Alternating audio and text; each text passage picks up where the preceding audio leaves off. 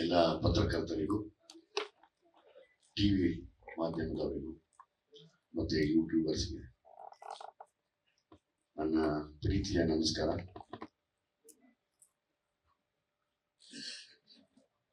ಪಾಪ ಶೆಟ್ಟರಿಗೆ ನಿದ್ದೆ ಇಲ್ಲ, ಬಂದಾಗ್ಲೇ ಅದೇ ಅನ್ಕೊಂಡೆ ಅವ್ರ ಎನರ್ಜಿ ಒದ್ದಾಡ್ತಾ ಇದಾರೆ. ಯಾಕಂದ್ರೆ ಆರ್ಟಿಸ್ಟಿಗೆ ಮಾತ್ರ ಗೊತ್ತಾಗುತ್ತೆ ನಿದ್ದೆ ಕೆಟ್ಟು ಒಂದು ಫಂಕ್ಷನ್ ಅಂತ ಬಂದು ತಿರ್ಗಾ ಶೂಟಿಂಗ್ ಹೋಗೋದು. ಅದು sorry and also thank you very much. Thank you. ಇಲ್ಲಿ ಒಂದು ಕಾಲದಲ್ಲಿ ಈ ಒಂದು ಕಾಲ ಅಂದ್ರೆ ಒಂದು 20 ವರ್ಷದ ಮುಂಚೆ ನಂತ ಬೀಳೋದು 15 ರೂಪಾಯಿ ಎಳ್ಳೆ ಟೊಮೊಟೊ ಕಾರಣ ಅಂತ ನಾನು ಬಂದೆ. ಒಂದು ಮೊಟ್ಟೆಯ ಕತೆ ಅಂತ ಇವ್ರು ಬಂದ್ರು. ಅವತ್ ನನ್ನನ್ನ ಯಾವ ಮಟ್ಟಕ್ಕೆ ಆಡ್ಕೊಂಡಿದ್ರು ಅದೇ ಮಟ್ಟಕ್ಕೆ ಆಡ್ಕೊಂಡ್ರು ನಾನು ಕೇಳಿಸ್ಕೊಂಡಿದ್ದೀನಿ. ನಿಮ್ಮನ್ನಿಬ್ಬರು ಕೊನೆಗೆ ನಾನೇ ಸರ್ವೈವರು, ನೀವೇ ರೂಲರ್ ಆದ್ರಿ. ಸೊ ಹಂಗಾಗಿ ನಮ್ಮನ್ನ ಆಡ್ಕೊಂಡಂತ ಎಲ್ಲಾ ಮಹಾಶಯರಿಗೂ ನನ್ನ ತುಂಬ ಹೃದಯ ಧನ್ಯವಾದಗಳನ್ನು ತಿಳಿಸ್ತೀನಿ. ನಾನು ಕಪ್ಪು ಮೊಟ್ಟೆ ನೋಡಿ, ಎರಡು ಸೇರಿದ್ರೆ ಒಂದು ವರ್ಲ್ಡ್ ಕಪ್ ಆಗುತ್ತೆ.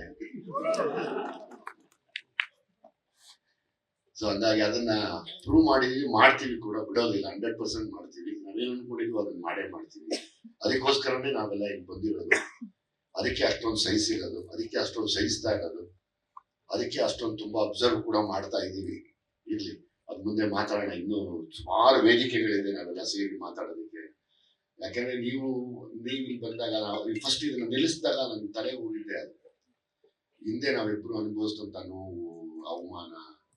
ಈಗ ನಮ್ಮ ಶ್ರೀಕಾಂತ್ ಮಾತಾಡಿದ್ರು, ಕಮೆಂಟ್ಸ್ ಬಗ್ಗೆ ಮಾತಾಡಿದ್ರು ಅಂತ ಹೇಳಿದ್ರಲ್ಲ, ಅವಾಗ ಪಕ್ಕದ ಮನೆಯಲ್ಲಿ ಕಮೆಂಟ್ ಮಾಡೋರು, ಆ ರೋಡಲ್ಲಿ ಕಮೆಂಟ್ ಮಾಡೋರು, ಏರಿಯಲ್ಲಿ ಕಮೆಂಟ್ ಮಾಡೋರು ಇವತ್ತು ಈಸಿಯಾಗಿ ಕಮೆಂಟ್ ಮಾಡ್ಬಿಡ್ತಾರೆ. ಸೊ ಹಂಗಾಗಿ ಅದ್ರ ಬಗ್ಗೆ ತಲೆ ಕೆಡಿಸ್ಕೋಬಾರ್ದು ಶ್ರೀಕಾಂತ್, ಆರಾಮಾಗಿರೋ. ನೀನೇ ಕಮೆಂಟ್ ಮಾಡಿ ವಿಷಲ್ ಹೊಡಿಸ್ತೀಯ ಅಂದ್ಮೇಲೆ ಯಾಕಪ್ಪ ಎದುರ್ಕೋತೀಯ?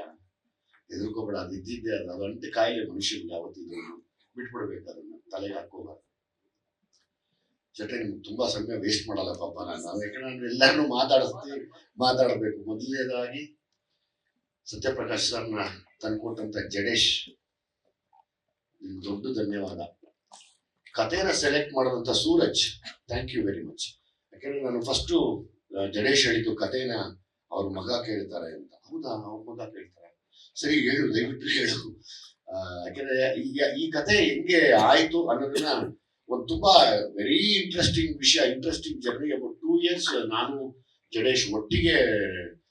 ಜಡೇಶ್ ಏನು ನೋವು ತಿಂದ್ರು, ಎಷ್ಟು ಅನುಭವಿಸಿದ್ರು, ಹೆಂಗೆ ಒಂದು ಪುಟ್ಟು ಮಗು ತರ ಹತ್ಬಿಟ್ರು, ಅದೆಲ್ಲ ನೆನ್ಸ್ಕೊಂಡಾಗ ನನ್ನ ಅವತ್ತಿನ ದಿವಸ ನಾನು ಎಂತ ದಡ್ರತ್ರ ಸೇರ್ಕೊಂಡ್ಬಿಟ್ರಪ್ಪ ಅಂತ ಅನ್ಸ್ಕೊಂಡಿದ್ದೀನಿ. ನಾನು ಅನ್ಕೊಂಡೆ ಮನ್ಸಲ್ಲಿ. ಆದ್ರೆ ಇಲ್ಲ, ಒಬ್ಬ ಬುದ್ಧಿವಂತರ ಕೈಯಲ್ಲಿ ಹೋಗಿ ಹೇಳಿದ್ದೆ ಅವ್ರಿಗಿನ್ನ ನೀನ್ ದೊಡ್ಡವರಾದ ಕಣಪ್ಪ, ವಯಸ್ಸಲ್ಲಿ ಚಿಕ್ಕವನಾದ್ರೂ ತುಂಬಾ ದೊಡ್ಡವನಾದ್ರೆ. ಸತ್ಯಪ್ರಕಾಶ್ ಅವ್ರ ಬಗ್ಗೆ ನೀವೇನು ರೆಗ್ಯುಲರ್ ಗಾಂಧಿನಗರದವ್ರ ತರ ಇಲ್ಲ. ಅವ್ರು ಒಂದೇ, ನಾನು 23ಕ್ಕೆ ಬರ್ತೀನಿ, ಬರ್ಲಿ, ನಾನು ಬಂದೇ ಬರ್ತೀನಿ, ಏನಿವಾಗ? ಈ ಹಠಾನೇ ನಮ್ಮನ್ನು ಕರ್ಕೊಂಡ್ ಬಂದಿರೋದು. ಹಂಗಾಗಿ ನಿಮ್ಮನ್ನ ನಾನು ಯಾವಾಗ್ಲೂ ಜ್ಞಾಪಿಸ್ಕೋಬೇಕು. ಮರೆಯೋರಿಲ್ಲ ನಿಮ್ಮನ್ನ ನಾನು ಯಾವತ್ತೂ.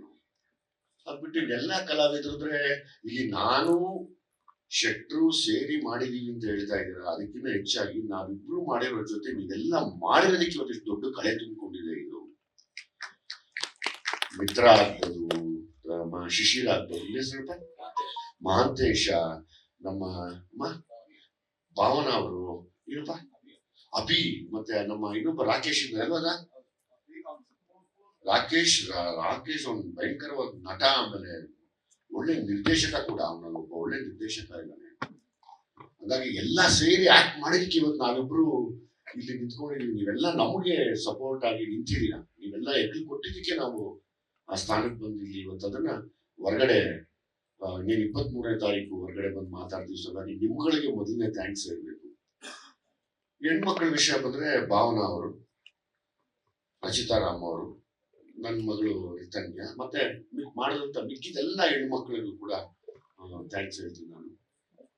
ಮತ್ತೆ ಮಾತು ಕಡಿಮೆ ಇದ್ರೂ ತುಂಬಾ ಅರ್ಥಗರ್ಭಿತವಾಗಿರ್ಬೇಕು ಅನ್ನೋದಕ್ಕೆ ನಮ್ಮ ಮಾಸ್ತಿ, ಶ್ರೀಕಾಂತ್, ಮತ್ತೆ ನಮ್ಮ ಮಂಡ್ಯದ ಮಂಜು, ಎಲ್ಲರೂ ಎಲ್ರಿಗೂ ಧನ್ಯವಾದಗಳು. ಮತ್ತೆ ಇಡೀ ಟೀಮ್, ನೀವು ಯಾರು ವರ್ಕ್ ಮಾಡಿದ್ರು ನಿಮ್ಮ ಜೊತೆಲಿ, ನಾವು ಆಸ್ ಇಟ್ ಈಸ್ ಈಗ ನಾನು ಶೆಟ್ರು ಇಬ್ಬರು ಡೈರೆಕ್ಷನ್ ಟೀಮ್ ಮೇಲೆ ರೇಗ್ತಾನೆ ಇರ್ತೀವಿ. ಲಾಸ್ಟ್ ಡೇನು ಅವನ ಮೇಲೆ ರೇಗ್ಬಿಟ್ಟೆ ನಾನು, ಅವಿನಾಶ್ ಮೇಲೆ. ಎಲ್ಲ ಕಡೆ ಅವನು ಅವಿನಾಶ್ ಇಲ್ಲಿ ಅಂತ ಒಂದೇ ಕಣಪ್ಪ. ನಾವು ಸ್ವಲ್ಪ ನಾವೇನು ನಾವು ಯಾರೋ ನಮ್ಮನ್ನ ಅಂದಂದ್ ಪರ್ಫೆಕ್ಟ್ ಮಾಡ್ಬಿಟ್ಟಿದ್ದಾರೆ.